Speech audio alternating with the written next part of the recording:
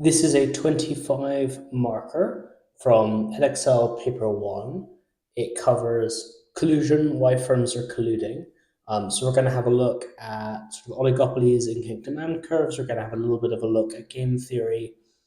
My suggestion is read this, come up with your own answer, maybe even write your own answer, and then come back to the video and have a look at what I say, and you can have then a point of comparison for what you've come up with. The question reads, in October 2017, Scania, the Volkswagen-owned truck maker, was fined €880 million by the European Commission for colluding with 5 other truck manufacturers over a 14-year period. Firms has agreed to coordinate prices after experiencing additional costs of meeting emission regulations. With reference to an industry of your choice, evaluate why some firms engage in collusive behavior. So when I'm answering questions like this that ask me to pick a specific industry, I am going to think of the arguments first and then pick an industry that matches those arguments, as opposed to coming up with an industry and then limiting my choices for how to answer the question. I want 2 main areas of analysis. And in this case, because we're trying to look at evaluating why firms engage in collusive behavior, I'm going to look at 2 reasons why firms would engage in collusive behavior, 2 benefits to firms of engaging in collusive behavior. So the first, maybe most obvious benefit would be price setting and supernormal profit. The second benefit, there are a few that you could choose from. I am going to go for limiting new entrants / competition. So we're going to want to look for an industry then where we think there may be an oligopoly that is able to price set and that is limiting new entrants to the market using maybe some limit pricing or other strategies that might stop those firms from entering. I don't have anything super obvious top of mind that is a real world example. I know, I'm going to do soda, so like Pepsi and Coca-Cola as a duopoly. That will be the example I choose. So let's first start with this first argument. So with this, I maybe want to provide a definition for supernormal profit.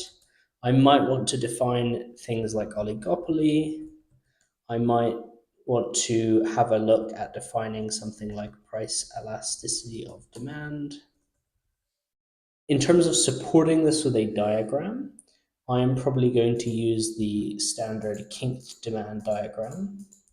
And this effectively shows why there are strong incentives for oligopolies to engage in collusive price setting, because they risk, if they reduce the price, experiencing this demand inelastic phase of the demand curve, of their revenue curve, because other firms will match their price decreases and they won't gain as many customers. Whereas if they were to increase their prices, you're going to have other firms probably keep their prices in the same place, and you definitely will lose customers. So create strong incentives to stay at the price that you've explicitly or implicitly agreed is going to be the collusion price.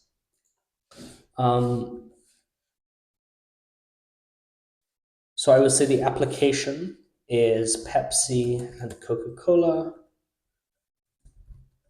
Cola use their duopoly status to overcharge restaurants and other businesses for soft, like fizzy drink syrups, which are extremely cheap to produce. This indicates the power of their branding and the customer preferences as well. So the analysis here is to say, exploring this diagram, firms have strong incentives to stick to collusive pricing. This raises prices. This leads to supernormal profit. This is effectively the argument. You could introduce a monopolistic competition diagram as well, or just a standard monopoly diagram as well, to illustrate where that supernormal profit is coming from. You could illustrate it on this kinked oligopoly diagram as well, because you've got your marginal cost expressed here as well. So you could show your supernormal profit here in addition to on a monopoly diagram. In terms of evaluating this point, I would say a few things. One, I could say price setting abilities are limited by the price elasticity of demand for the product. Consumers can always opt to not consume a product category, so price setting power is not unlimited. Right? And if I were to flesh that out, basically what I'm saying is, if you are more price elastic as a product category, so something that consumers need less, you have less of an ability to set super high prices, because consumers may just decide not to consume that product at all. I could lean on my example here as well and say maybe Coca-Cola and Pepsi are price inelastic because they have such strong brand associations. So customers have strong preferences for Coca-Cola over, say, other much smaller off-brand, like this ones you can get in Tesco, like Tesco own brand cola. Like, consumers have a strong preference for Coca-Cola.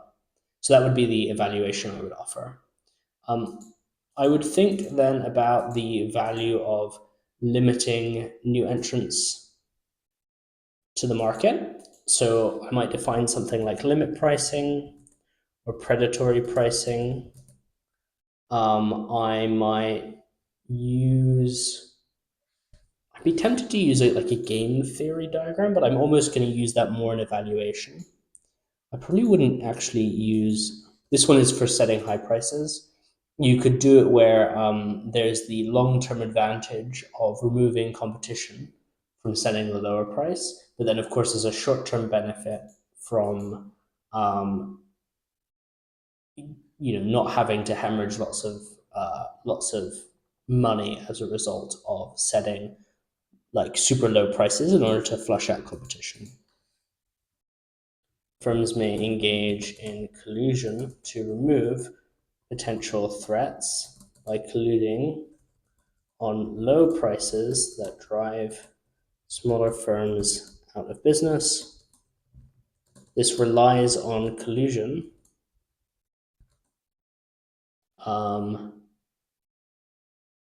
because firms could end up competing with one another for market share to the detriment of all colluding firms if the agreement is not clear. And then the application here would be like Virgin Cola was forced out of business because Coca-Cola and Pepsi threatened their partners, right? So supermarkets, into not carrying the cola. So this is actually like why I thought of this example, was for the specific, to make this specific point, which is when you have large market share, you're able to collude with one another, and you can effectively bully smaller firms out of being able to work with your partners. So this is a very effective way of limiting the power of new entrants to the market. This isn't even limit pricing. So you could also talk about other strategies that firms might use to try and stop new firms from entering. And then I would say for the evaluation, I would say there are strong incentives to defect from limit pricing strategies. In the short term, they are detrimental to profitability. Collusion may therefore not be stable if there are more firms in the oligopolistic market, such as 5 or more. So again, I'm sort of bringing in this point that depending on the number of firms that are colluding, this increases the likelihood that there's some kind of defection from one of those firms, so the collusion itself is a lot less stable. I'm using that as an evaluation here because I think it's a less clear what kind of evaluations you could offer for predatory pricing or limit pricing or this kind of third-party bullying. So I'm using it as the evaluation here. I could have used it up here, but I had other options, so I used those evaluations up there instead. And then finally in the judgment, I might say collusion offers strong benefits to firms, right? So higher profit margins, limited competition. However, it is unlikely to be stable in the long run, as firms are likely to defect and there is the risk of legal prosecution.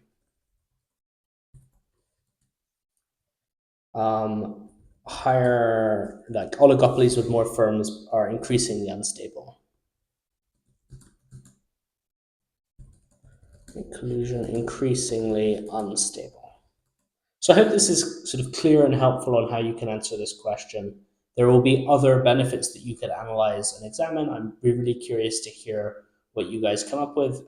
So leave a comment if you've come up with something that's different from what I've written here.